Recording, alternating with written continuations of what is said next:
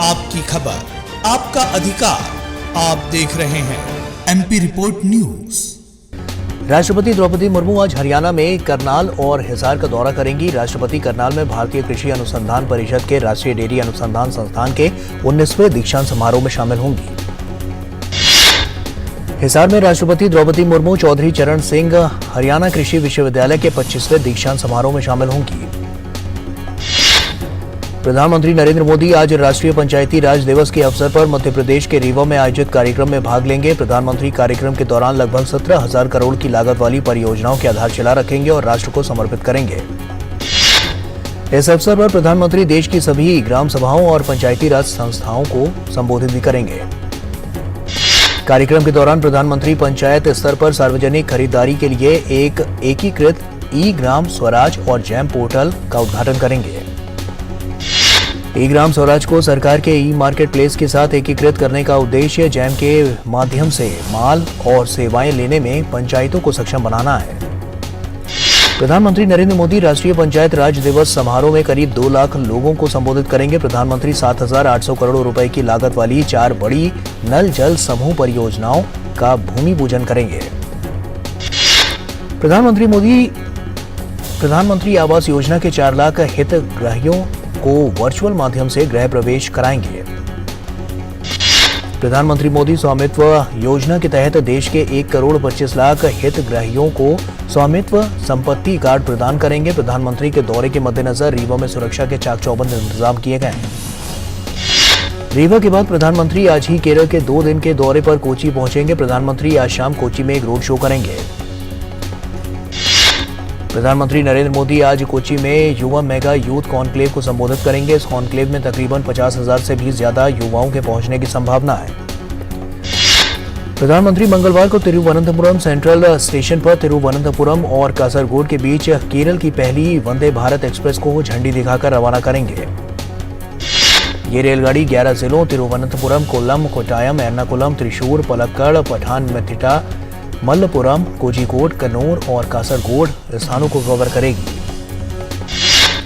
इसके अलावा प्रधानमंत्री 3200 करोड़ रुपए से अधिक की विभिन्न परियोजनाओं का शिलान्यास और राष्ट्र को समर्पित करेंगे। प्रधानमंत्री कोची वाटर मेट्रो राष्ट्र को समर्पित करेंगे। कोची शहर के साथ निर्बाध संपर्क के लिए बैटरी चलित इलेक्ट्रिक हाइब्रिड नौकाओं के माध्यम से कोची के आसपास के 10 द्वीपों को जोड़ने वाली ये अपनी तरह की अनूठी परियोजना है। डिंडीगुल पलानी पलक्कड़ खंड का रेल विद्युतीकरण किया गया है। प्रधानमंत्री इसे भी देश को समर्पित करेंगे। इसके साथ ही प्रधानमंत्री विभिन्न रेल परियोजनाओं की आधारशिला रखेंगे। केरल भाजपा प्रभारी और पूर्व केंद्रीय मंत्री प्रकाश जावड़ेकर ने कहा कि प्रधानमंत्री ने यह सुनिश्चित किया है कि विभिन्न सरकारी योजनाओं का लाभ प्रत्येक वर्ग के लोगों तक बिना भेदभाव के पहुंचे। प्रकाश जावड़ेकर ने कहा कि केरल में वंदे भारत एक्सप्रेस के प्रायोगिक परिचालन से राज्य के लोगों में है काफी उत्साह। प्रधानमंत्री नरेंद्र मोदी के लिए दमन के बच्चे देंगे एक विशेष उपहार। दमन के 20 बच्चे पिछले 8 सालों में प्रधानमंत्री के द्वारा पहने गए विभिन्न पोशाकों की तरह ड्रेसअप होकर पीएम मोदी का करेंगे स्वागत। कर्नाटक चुनाव के लिए नामांकन वापस लेने का आज अंतिम दिन। भाजपा और कांग्रेस समेत सभी दलों ने प्रचार में झोंकी पूरी ताकत।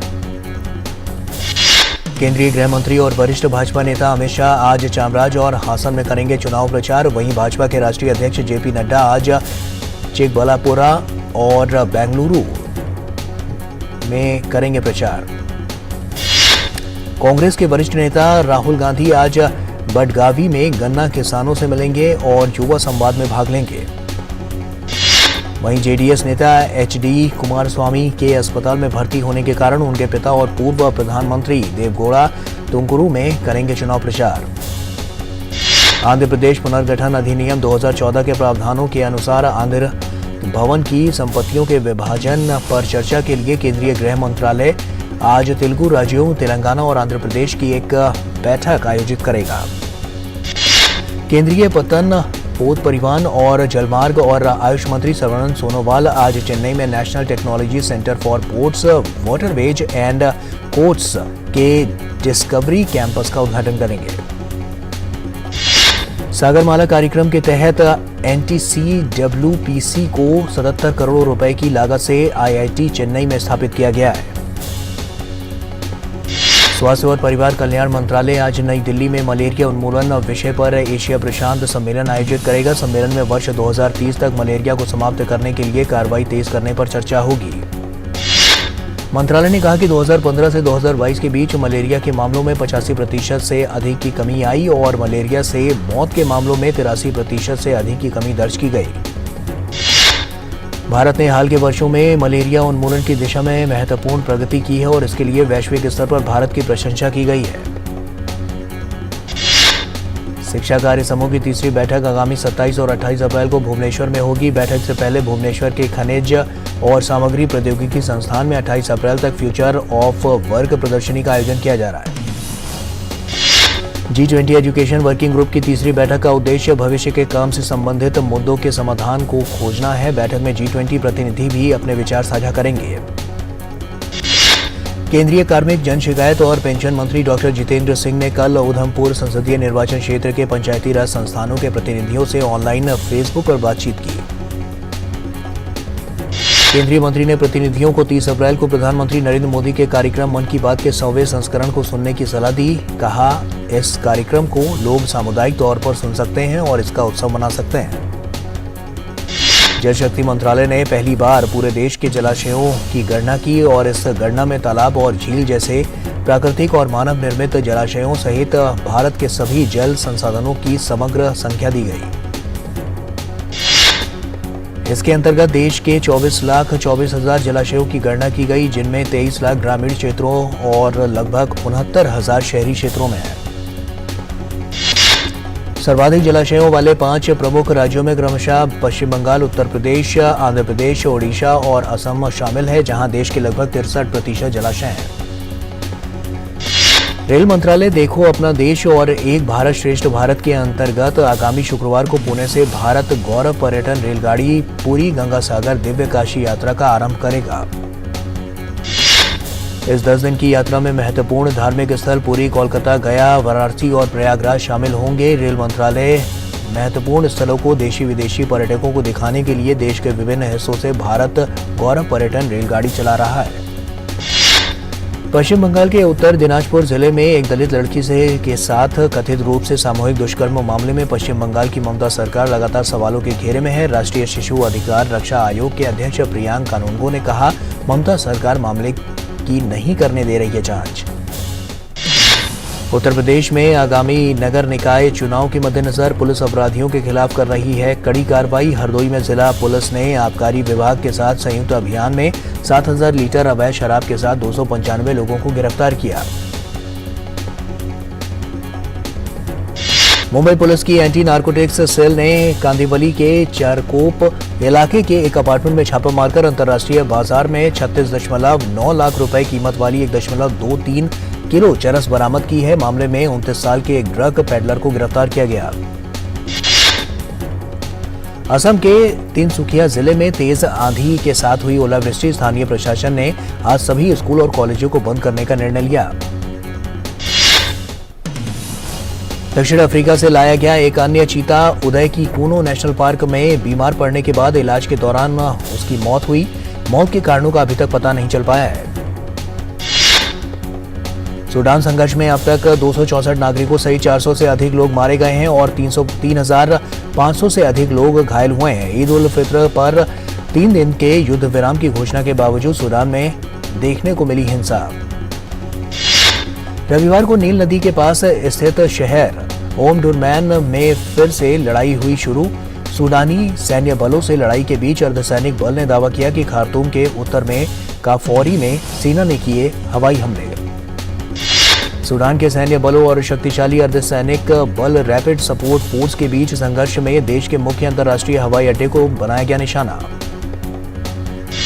सूडान में जारी संघर्ष के बीच रविवार को अमेरिका ने खार्तूम से अमेरिकी दूतावास के 70 कर्मचारियों को इथियोपिया में सुरक्षित स्थान पर पहुंचाया। अन्य देशों की सरकारें भी अपने नागरिकों को निकालने के लिए प्रयासरत।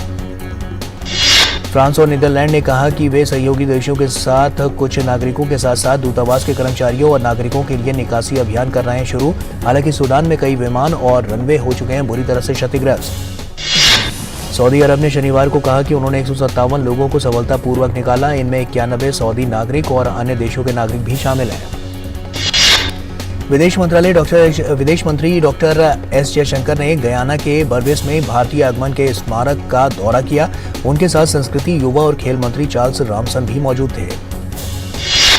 विदेश मंत्री डॉक्टर एस जयशंकर ने राष्ट्रपिता महात्मा गांधी को श्रद्धांजलि दी। उन्होंने भारत गयाना मित्रता पर पौधारोपण भी किया। और वहीं इससे पहले विदेश मंत्री जॉर्ज टाउन में रामकृष्ण धार्मिक मंदिर की प्रार्थना में प्रवासी भारतीयों के साथ हुए शामिल। विदेशी मंत्री ने ट्वीट करते हुए कहा कि परंपराओं, विरासत और रीति रिवाजों को संजोया जा रहा है। ये देखकर बहुत खुशी हुई। ब्राजील की सरकार ने राजधानी ब्राजीलिया में 8 जनवरी को हुए दंगों की नई वीडियो जारी की। सीसीटीवी फुटेज में दिखाई दिया कि किस तरह राष्ट्रपति लूला डी सिल्वा के कार्यालय में पहुंचे दंगाई। ब्राजील की पुलिस कर रही थी करीब 4000 घंटों की फुटेज की जांच। स्थानीय मीडिया पर कुछ तस्वीरें चलने के बाद सुप्रीम कोर्ट ने दिया था बाकी वीडियो जारी करने का आदेश। पेरू के पूर्व राष्ट्रपति एलेजांड्रो टोलेडो अमेरिका से पेरू लौटे। एल्बर्टो फुजिमोरी और पेड्रो कैस्टिलो के बाद वो देश के तीसरे राष्ट्रपति हैं जिनको भ्रष्टाचार के मामले में हुई है जेल की सजा। टोलेडो को पुलिस बेस के अंदर 18 महीने की प्री ट्रायल हिरासत में रखने का दिया गया आदेश, जबकि टोलेडो के वकील चाहते हैं कि उनको स्वास्थ्य समस्याओं के चलते हाउस अरेस्ट में रखा जाए। ब्राजील के साओ paulo में एक गैस धमाके में 2 लोगों का गंभीर रूप से घायल हुए हैं। दोनों घायल शख्स के शरीर का करीब 70% हिस्सा जल गया। साओ paulo गैस धमाके में करीब 10 घरों को नुकसान हुआ है। वहीं स्थानीय प्रशासन कर रहा है सुरक्षा के लिए क्षतिग्रस्त मकानों की जांच। आज सुबह न्यूजीलैंड में आया 7.2 तीव्रता का भूकंप। हालांकि किसी तरह के नुकसान की नहीं है कोई खबर। वित्त मंत्री निर्मला सीतारमण ने कहा, फिलहाल फाइनेंशियल इन्फ्लुएंसर्स का नियमन करने का नहीं है कोई प्रस्ताव। हालांकि लोगों को इनकी सलाह मानने से पहले सावधानी बरतने की है जरूरत। तमिलनाडु के मुख्यमंत्री एम.के. स्टालिन अगले महीने 1 सप्ताह का जापान, सिंगापुर और यूके का दौरा करेंगे। ग्लोबल इन्वेस्टर समिट की योजना के तहत निवेश आकर्षित करने के लिए किया जा रहा है ये दौरा। छत्तीसगढ़ में बीते साल के मुकाबले खनिजों से मिलने वाले राजस्व में हुई बढ़ोतरी। राज्य को रिकॉर्ड करीब 13,000 करोड़ का राजस्व है प्राप्त। गूगल के स्वामित्व वाले यूट्यूब टीवी ने एप्पल टीवी यूजर्स के लिए एक पिक्चर क्वालिटी में सुधार सहित बड़े अपडेट किए जारी। अमेरिका की सॉफ्टवेयर कंपनी F5 ने वैश्विक स्तर पर अपने करीबी 9% कर्मचारियों की छंटनी करने की घोषणा की है। कंपनी में फिलहाल 6,000 से ज्यादा कर्मचारी करते हैं काम। ट्विटर ने कई प्रभावशाली और मशहूर हस्तियों के ट्विटर अकाउंट्स पर लौटाए ब्लू टिक। बिना सब्सक्रिप्शन बहाल हुई इन लोगों के लिए ये सेवा। वैश्विक प्रौद्योगिकी ब्रांड लेनोवो ने कथित तौर पर शुरू की कर्मचारियों की छंटनी। आर्थिक मंदी के बीच लेनोवो के पीसी व्यवसाय को हुआ है नुकसान। एलन मस्क की इलेक्ट्रिक कार कंपनी टेस्ला ने अमेरिका में ऑटो पायलट क्रैश में जीत हासिल की है। 2019 में ऑटो पायलट संबंधित दुर्घटना के मामले में जूरी ने टेस्ला के पक्ष में दिया फैसला। रिलायंस जियो के उपभोक्ताओं ने एक महीने में रिकॉर्ड 10 अरब जीबी डेटा का किया इस्तेमाल। 2016 में जियो की बाजार में एंट्री के समय पूरे देश के सभी नेटवर्क्स पर केवल 4.6 अरब जीबी डेटा की थी सालाना खपत। केंद्र सरकार ने चेन्नई को पूर्वी तट पर क्रूज पर्यटन का प्रमुख केंद्र बनाने की बनाई है योजना। पत्तनपोत परिवहन और जलमार्ग मंत्री सर्बानंद सोनोवाल ने ये जानकारी दी। केंद्रीय मंत्री सर्बानंद सोनोवाल ने बताया कि भारत चेन्नई व्लादिवोस्तोक समुद्री गलियारे को खोलने के लिए रूस के साथ कर रहा है चर्चा। उन्होंने बताया कि दोनों देशों के बीच समुद्री व्यापार को बढ़ावा देने के लिए उठाया जा रहा है ये कदम। बीएसई के प्रबंध निदेशक और सीईओ सुंदररमन राममूर्ति ने कहा कि भारत को एक से अधिक शेयर बाजार की है जरूरत। उन्होंने कहा कि निवेशकों को अधिक लचीलापन देने के लिए अपने उत्पादों में कर रहे हैं बदलाव की कोशिश। रिलायंस रिटेल और देसी खिलौना कंपनी रोवन ने खिलौने बनाने के लिए हरियाणा की एक फर्म के साथ संयुक्त उद्यम किया स्थापित। रिलायंस रिटेल के पास से पहले से है ब्रिटेन के प्रसिद्ध खिलौना ब्रांड हेमलेज का स्वामित्व। राष्ट्रीय वित्तीय रिपोर्टिंग प्राधिकरण ने 2017 से 18 में एसआरएस लिमिटेड के लेखा परीक्षण के संबंध में पेशेवराना कदाचार और अन्य खामियों के लिए 2 ऑडिटरों पर लगाए जुर्माना। इन ऑडिटर्स को 3 साल के लिए ऑडिट करने से किया गया प्रतिबंधित। आईसीआईसीआई बैंक ने वित्त वर्ष 2022 से 23 की अंतिम तिमाही में 9,852 करोड़ रुपए का समग्र लाभ किया अर्जित। पिछले वित्त वर्ष के मुकाबले इसमें हुई 27% से ज्यादा की बढ़ोतरी। बीते वित्त वर्ष की मार्च तिमाही में येस बैंक की शुद्ध मुनाफा 45% घटकर रहा 202 करोड़। वित्त वर्ष 2022 से 23 में शुद्ध लाभ 32.2% घटकर रहा 717 करोड़ रुपए।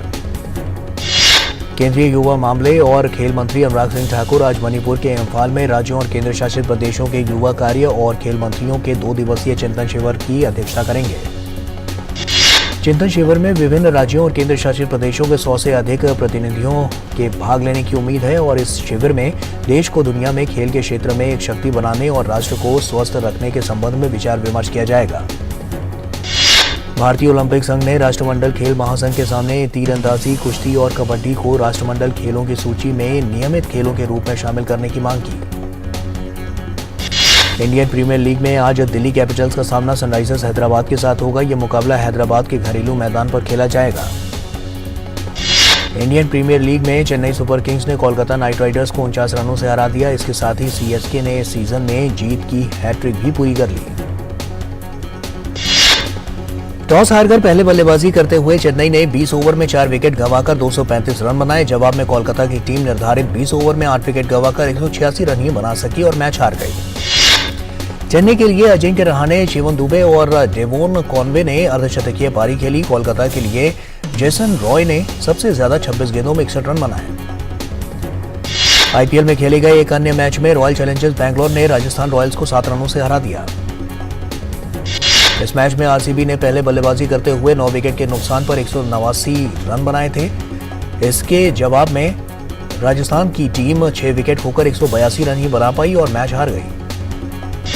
आरसीबी के लिए सबसे ज्यादा 77 रनों की पारी ग्लेन मैक्सवेल ने की और वहीं फाफ डुप्लेसिस ने 62 रनों की पारी खेली। राजस्थान के ट्रेंट बोल्ट और संदीप शर्मा ने 2-2 विकेट लिए। मास्टर ब्लास्टर सचिन तेंदुलकर आज अपना 50वां जन्मदिन मना रहे हैं। इस मौके पर सोशल मीडिया पर उनके समर्थकों की ओर से शुभकामनाएं दी जा रही हैं।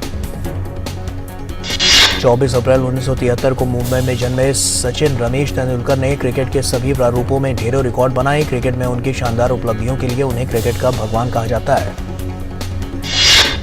अंतालिया में आयोजित तीरंदाजी विश्व कप प्रतियोगिता में भारत ने अपना अभियान 2 स्वर्ण, 1 रजत और 1 कांस्य पदक के साथ समाप्त किया।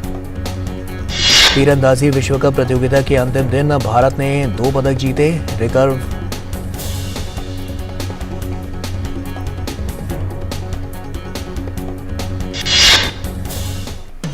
मनोज वाजपेयी की जल्द आ रही फिल्म सिर्फ एक बंदा काफी है का पोस्टर हुआ रिलीज। ओटीटी प्लेटफॉर्म G5 पर रिलीज होगी ये फिल्म। सलमान खान की फिल्म किसी का भाई किसी की जान ने 2 दिन में कमाई 41 करोड़। दूसरे दिन फिल्म की कमाई हुई बड़ी बढ़ोतरी। शिवा कार्तिकेयन की नई फिल्म मावीरन की रिलीज डेट का हुआ ऐलान। 11 अगस्त को रिलीज होगी ये फिल्म। रोहित शेट्टी की फिल्म सिंघम का तीसरा पार्ट सिंघम अगेन अगले साल 15 अगस्त को होगा रिलीज। अजय देवगन एक बार फिर निभाएंगे फिल्म में मुख्य किरदार। Film mother Teresa and me का ट्रेलर हुआ रिलीज। 3 महिलाओं की कहानी पर आधारित यह फिल्म 5 मई को होगी रिलीज। निर्माता के राधा मोहन और आयुष शर्मा को उनकी आगामी फिल्म के लिए रूसलान शीर्षक का उपयोग करने के लिए भेजा गया कानूनी नोटिस। क्राइम पेट्रोल, अफसर बिटिया और थपकी प्यार की जैसे शोज में काम कर चुकी टीवी अभिनेत्री मोनिका खन्ना ओटीटी डेब्यू के लिए तैयार हैं। सुर्ख के साथ कर रही हैं मोनिका ओटीटी पर डेब्यू। पटकथा लेखिका, गायिका और फिल्म निर्माता यश चोपड़ा की पत्नी पामेला चोपड़ा को बॉलीवुड हस्तियों ने दी श्रद्धांजलि। उनकी याद में अंधेरी के यशराज स्टूडियो में आयोजित की गई प्रार्थना सभा। अभिनेता नवाजुद्दीन सिद्दीकी की फिल्म जोगिरा सारा रारा का पहला गाना टॉर्चर हुआ रिलीज। कुशन नंदन कर रहे हैं फिल्म का निर्देशन। फिल्म हद कर दी आपने का रीमेक बनाएंगे निर्देशक मनोज अग्रवाल। साल 2000 में मनोज अग्रवाल ने गोविंदा और रानी मुखर्जी को लेकर बनाई थी फिल्म हद कर दी आपने। चीनी दैनिक को बॉक्स ऑफिस चार्ट में टॉप पर रही फिल्म द फर्स्ट स्लैम डंक। ये है एक जापानी की एनिमेटेड स्पोर्ट्स फिल्म।